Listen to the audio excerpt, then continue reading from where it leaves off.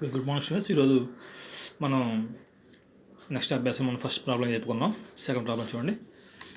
1, 2, 3, 4, 5, 6 అంకెలను ఉపయోగించి కనీసం ఒక అంకె అయినా ఇది మెయిన్ కండిషన్ ఇక్కడ. కనీసం ఒక అంకె అయినా పునరావృతం అయ్యేలా ఎన్ని 4 అంకెల టెలిఫోన్ నెంబర్లు ఏర్పరచవచ్చు అన్నాడు. మీకు ఆల్రెడీ చెప్పుకున్న ఫార్ములాస్లో సారీ ఆ ఫార్ములాస్ మళ్ళీ మీకు చూపిస్తాను. చూడండి ఫార్ములా చూడండి. n విభిన్న వస్తువుల నుంచి ఒక్కోసారి 6 వస్తువుల చొప్పున తీసుకుంటే వచ్చే ప్రసారాలలో కనీసం ఒక వస్తువునైనా పునరావృతం అయ్యే ప్రసారాల సంఖ్య. మామూలుగా పునరావృతం అయ్యే ప్రసారాలు అంటే n⁻6.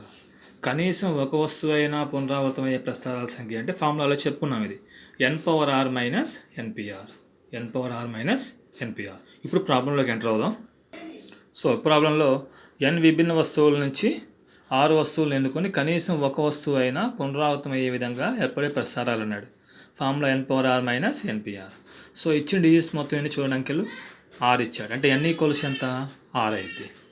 ఎన్ని అంకెల టెలిఫోన్ నెంబర్ ఫామ్ చేయమన్నాడు, 4 అంకెలు అన్నాడు. అంటే r ఈక్వల్స్ టు 4. అంటే n equals to 6, r equals to 4.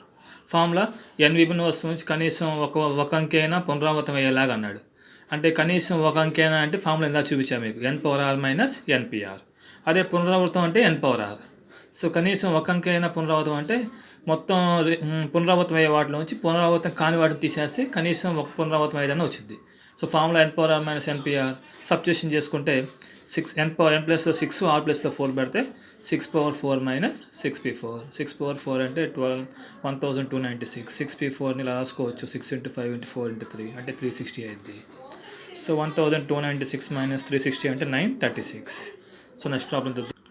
Next 7 మూలకాలు ఉన్న సమితి ఏ నుంచి అదే సమితికి ఏర్పడే దిగున ప్రమేయాలు. సో ఏదైనా ఒక సమితి ఇచ్చి అదే సమితికి ఏర్పడే దిగున ప్రమేయాలు అంటే ఫార్ములా n⁻. సో n(a) వాడు ఎంత ఇచ్చాడు, 7 ఇచ్చాడు. అంటే ఇక n(a) అయినా n(b) అయినా రెండు అదే కాబట్టి n అయినప్పుడు ఏర్పడే ద్విగుణ ప్రమేయాలు అంటే n⁻. అంటే అదేవిధంగా 7 మూలకాలు ఉన్న సమితి ఏ నుండి అదే సమితికి ఏర్పడే దిగున ప్రమేయాలు అంటే ఫార్ములా ప్రకారం n⁻. అంటే 7 అంటే 5040. అలాగే నెక్స్ట్ వన్ చూద్దాం. ఇచ్చిన n అసరూప వస్తువుల నుంచి 6 వస్తువులలో ఏర్పరచగల ప్రసారాలలో ఎన్నింటిలో కనీసం ఒక వస్తువు పునరావృతం అవుతుంది. అంటే కనీసం ఒక వస్తువు అయినా పునరావృతం అయ్యే విధంగా ఏర్పడే ప్రసారాలు అడిగాడు. మీ అందరూ తెలుసు, నేను ఆల్రెడీ చెప్పాను. సో కనీసం ఒక వస్తువు అయినా పునరావృతం అంటే మొత్తం పునరావృతం అయ్యే వాటిలో నుంచి పునరావృతం కాని వాటిని తీసేస్తే వచ్చేదే కనీసం ఒకటైనా వచ్చింది, పునరావృతం అయ్యేది వచ్చింది. అంటే n వస్తువుల నుంచి 6 వస్తువుల్లో పునరావృతం అనుమతించినప్పుడు ఎప్పుడు ప్రసారాలు అంటే పునరావృతం అనుమతించినప్పుడు అంటే n⁻r. n వస్తువుల నుంచి 6 వస్తువుల్లో పునరావృతం అనుమతించినప్పుడు ఏర్పడే ప్రసారాలు npr.